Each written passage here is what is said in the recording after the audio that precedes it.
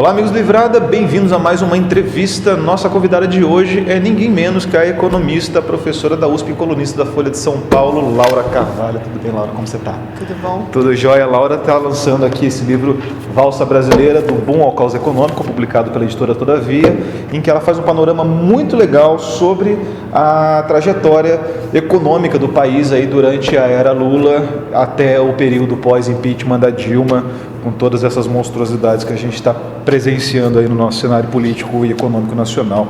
Laura, obrigado mais uma vez pelo tempo aí da entrevista. A Laura vai dar uma palestra daqui a pouco aqui no campus de economia da Federal. Queria começar te perguntando o seguinte, você está sempre lá discutindo com os outros economistas, lá, os seus colegas de coluna lá na Folha, Samuel Pessoa, acho que é o principal interlocutor, enfim, e volta e meia usa-se o adjetivo economista heterodoxa para descrever você.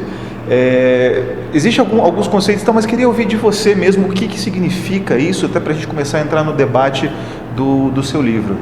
Então, na verdade, significa muito pouco, né? Eu acho que as pessoas definem o que é heterodoxia como oposição a tudo que não é mainstream, né?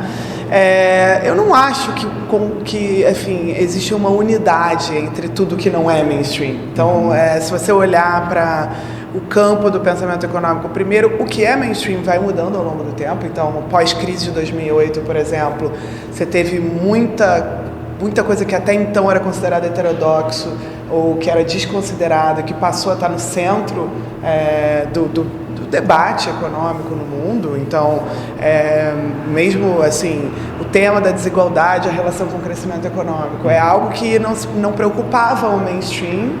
E aí depois você teve um best-seller do Piketty, etc. Hoje em dia, mesmo no campo da pesquisa econômica, isso já está dentro das preocupações centrais. Então, assim, eu tenho uma dificuldade de me rotular, acho estranho esse rótulo, até porque parece que a pessoa tem um orgulho em não ser mainstream. Eu gostaria que as minhas ideias fossem mainstream. Gostaria muito que a preocupação do macroeconomista central fosse como combinar crescimento econômico com redução de desigualdade. Acho que isso deveria ser o mainstream, né? Mas as pessoas definem, acho que pensando que eu não sou economista liberal, que acho que o modelo em que o Estado não intervém na economia, em que enfim, os mercados são os mais livres possíveis, que o Estado só corrige pequenas falhas, enfim, essa ideia, se você não acredita nela, você é considerado heterodoxo, mas isso é no Brasil. Acho que tem a ver com aquela questão do concurso de beleza do Keynes, que você explica no final do livro, assim, de que alguns economistas sustentam modelos para meio que validar as opiniões deles. Pois é, você tem um auto-reforço ali, né, em que, de um lado, os agentes de mercado, eles acreditam num determinado modelo, porque eles sabem que os demais agentes também acreditam naquele determinado modelo. E de outros economistas que estão analisando o mercado tendem a convergir, né, com as opiniões de quem são esses agentes, e no final das contas tem muito pouco espaço aqui no debate econômico brasileiro para dissonância, eu acho. Entendi. Agora, assim, entrando mais no assunto do seu livro, eu acho que ele foi muito legal da gente ler ele, porque ele desmistifica alguns conceitos que têm sido martelados para a gente pelos comentaristas liberais, enfim, que a gente até então não tinha uma voz sonante forte o suficiente para ter um argumento contrário. O principal, eu acho que quando você fala do período que você chama aqui no livro de milagrinho, né, que você explica que é muito difícil você atribuir esse sucesso do período do primeiro governo Lula, ali, do período de crescimento, a continuidade do trabalho do Fernando Henrique Cardoso, ali da época do FHC. Que é difícil, assim, você tem um tempo longo, né, para a coisa se validar, enfim. Mas eu queria saber de você, assim, o que de fato houve na base ali, seja no controle da inflação, o que houve durante esse período da década de 90 que foi imprescindível para esse crescimento? Claro, a estabilização, né, dos preços, sem dúvida, é imprescindível, é impossível, seria impossível fazer um processo de redistribuição de renda, né, em que a base da pirâmide ganhou substancialmente, né, com o salário mínimo crescendo bastante, mas também com a própria geração de empregos formais em setores, né, muito intensivos, em mão de obra menos escolarizada, seria impossível você ter esse processo se você tivesse com a inflação dos anos 80.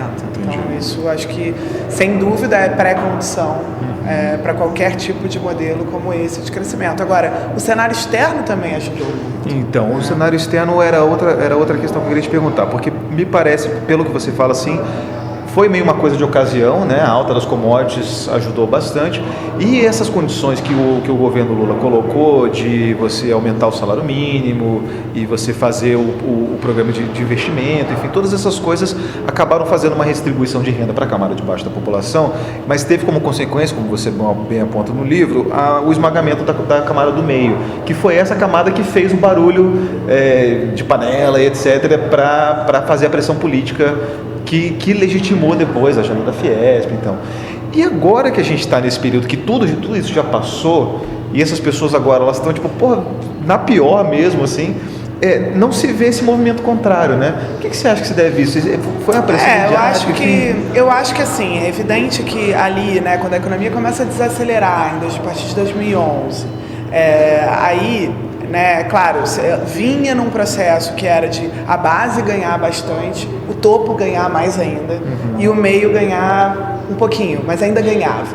Aí quando você chega em 2011, esse meio realmente, o miolo exprimido, né, que é o termo que o Mark Morgan, orientando do Piketty, usa para chamar isso, ele passa a ser realmente exprimido, a sentir, né, em termos absolutos, uma piora, uma deterioração.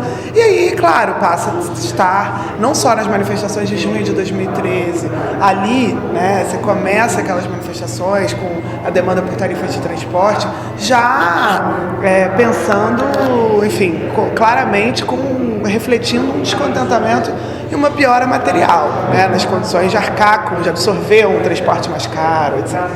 Até porque foi um crescimento muito influenciado pelo setor de serviços, né? Pois é, mas isso, exatamente, enfim, até que beneficiou também parte dessas pessoas que a gente está falando, mas ali em 2011 você começa a ver uma piora. Entendi. E aí essa base sai da base de apoio do governo, apesar de ter participado muito da eleição, na verdade ser uma base que era do PT nas eleições anteriores, porque eu não estou falando da elite que a gente está olhando para o batedor de panela da elite, né? Eu estou falando realmente de setores intermediários que não são propriamente ricos, tá? E esses setores eu acho que foram apostando, claro, junto com a mídia e setores da elite, que esses sim estavam interessados realmente em depor o governo e mudar a agenda, né? Eu acho que isso acabou reforçando uma ideia de que, bom, vamos tirar esse governo que as coisas vão melhorar. E aí agora eu acho que essa mesma camada está muito desiludida. E isso gera, inclusive, espaço para coisas ainda mais perigosas, né? Entendi. É nisso que a gente vê alternativas, assim, retrógradas. Com essa questão do enriquecimento da camada mais rica da população, que depois os caras pegaram uma ganância por aquilo, acho que o próprio Lula, em entrevista, já declarou que na época do governo dele ninguém deixou de ganhar dinheiro, né? Esse pessoal banqueiro, empresário, enfim, ninguém deixou de ganhar dinheiro.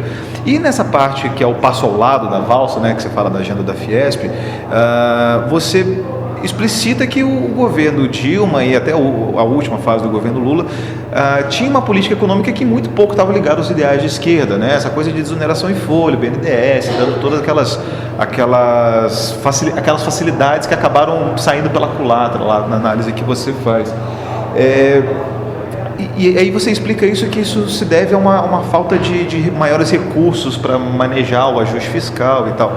Você acha que existe você consegue vislumbrar alguma saída para uma política econômica de esquerda num mundo globalizado, assim, que as coisas não acontecem?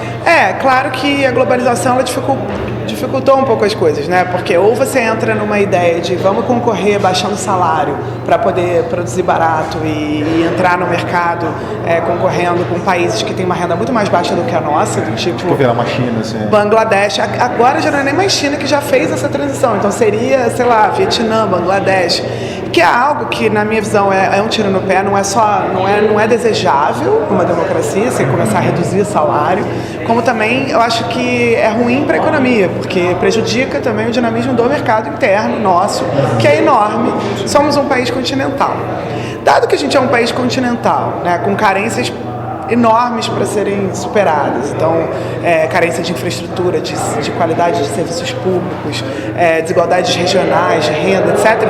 Me parece que o caminho da política, ao invés de ser vamos escolher um setor industrial para dar benefício, para que a gente tente concorrer nesses mercados, deveria ser vamos realizar os investimentos para superar essas carências e usar isso como motor de crescimento da economia. E isso foi algo que até se compreendeu, assim, foi um acerto dos anos Lula 2 ali, né? Quando se entendeu que fazer esses investimentos poderia ajudar muito, não só a distribuir a renda, mas também a crescer e gerar emprego.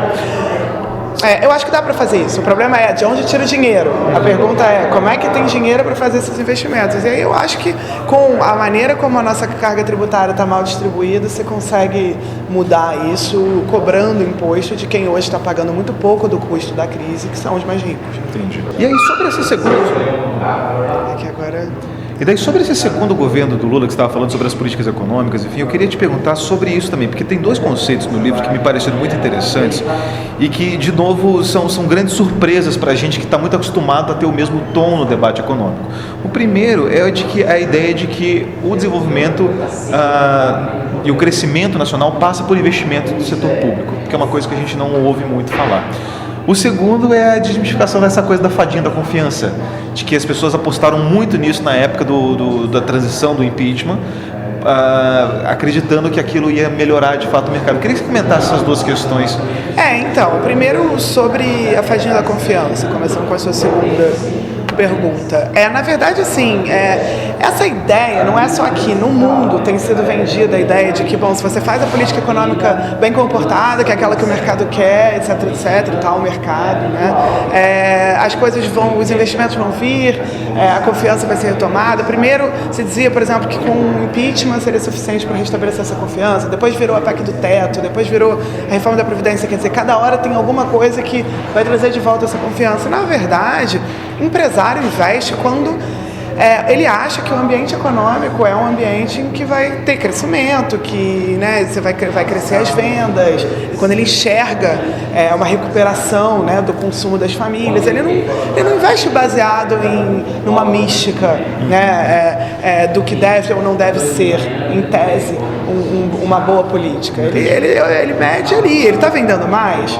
então se ele está vendendo mais, ele compra novas máquinas para produzir mais, né? E eu acho que é aí que mora um dos principais erros. Assim, o investimento, ele não é a primeira variável que você tem que vai se recuperar, não é a primeira coisa que você está buscando, você precisa buscar outras, e aí muitas vezes o investimento público cumpre esse papel, aí já na primeira pergunta, que é o que injeta demanda dentro de um mercado interno para que isso gere um dinamismo suficiente para gerar, então, os investimentos privados.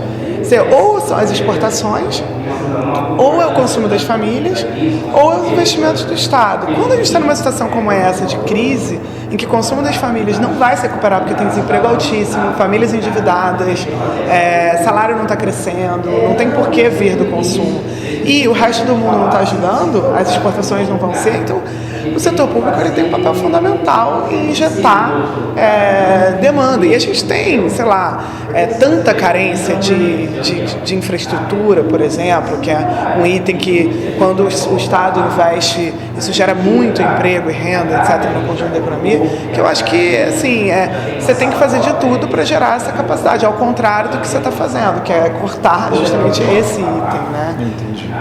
E aí, para terminar, queria só te perguntar uma coisa. Existe um consenso geral, isso também está naquela fala do Scarfe, quando perguntaram para ele se ele não ia lutar pelo impeachment do Temer, e ele falou que não, porque a época da Dilma era uma coisa diferente, porque tinha uma crise econômica e agora estão tentando recuperar e tal. Então existe assim, mais ou menos uma ideia geral, não explicitada necessariamente, de que se a economia vai bem, a política vai bem, e o contrário também. Se a política vai mal, se a economia vai mal, a política vai mal também. E que é muito, assim, praticamente, virtualmente impossível você governar um país e não ir de acordo com o capital financeiro, assim, né? Você que está conversando muito com a campanha do Boulos lá, enfim, que já deu entrevista sobre isso, que é possível mudar. Como é que você concebe isso? Assim? Você acha que economia é tudo e, sei lá, eleição é só uma ilusão da democracia? Como é que é esse negócio? Não, de fato, assim, tem uma verdade que é, nesse mundo financiarizado, globalizado, as democracias foram se fragilizando porque os estados foram ficando capturados mesmo pelos interesses de poucos ao invés do conjunto da sociedade. Acho que isso foi um problema na centro-esquerda no mundo inteiro, não só aqui. Inclusive levando ao surgimento dessa onda conservadora em muitos dos países. Eu acho que a incapacidade do sistema de entregar resultados para a maioria da população, porque está capturado pelos interesses de alguns, é algo que tem muito a ver com essa onda de, inclusive, falsas soluções, falsas promessas sendo vendidas, culpando, responsabilizando minorias, imigrantes, pelos problemas que, na verdade, vêm de um sistema que não está entregando, né? Que não é democrático. Então, uma economia que não é democrática, uma política econômica que não é democrática, apesar da eleição continuar acontecendo a cada 4 anos. Acho que isso é verdade, o que não quer dizer que tenha de ser assim. E eu acho que também você está vendo no mundo coisas surgirem, como, por exemplo, a candidatura do Bernie Sanders nos Estados Unidos, que teve muita força, né, nas primárias, o Jeremy Corbyn no Reino Unido, assim, no centro do capitalismo financeiro mundial. Hoje, as figuras que estão representando um campo mais progressista são figuras que são antissistêmicas, vamos dizer, que estão falando claramente que o 1% não pode se apropriar da renda dos 99, que estão colocando muito claramente enfrentamento de interesses, né, dentro do centro da plataforma, investimentos públicos, serviços públicos, e acho que isso já demonstra que a gente está indo para algum lugar diferente. É claro que aqui no Brasil a gente andou um pouco na contramão desse processo e agora a gente se alinhou com esse processo, então não dá para saber o que vai acontecer, mas me parece que essa crise democrática ela pode tanto gerar alternativas ultraconservadoras de extrema-direita, horríveis, e fascismos e coisas do gênero, quanto também gerar uma mudança de aprofundamento da democracia e de participação maior. A economia, se ela não funciona para o conjunto, realmente ela prejudica a política. E eu acho que a gente viu isso acontecer também com essas nossas falsas soluções, a nossa versão de culpar. Então você culpou um partido por tudo de mal que aconteceu, ou você culpa, né, determinada figura e demoniza. Acho que isso também reflete um pouco a vulnerabilidade que as pessoas estão por conta da crise.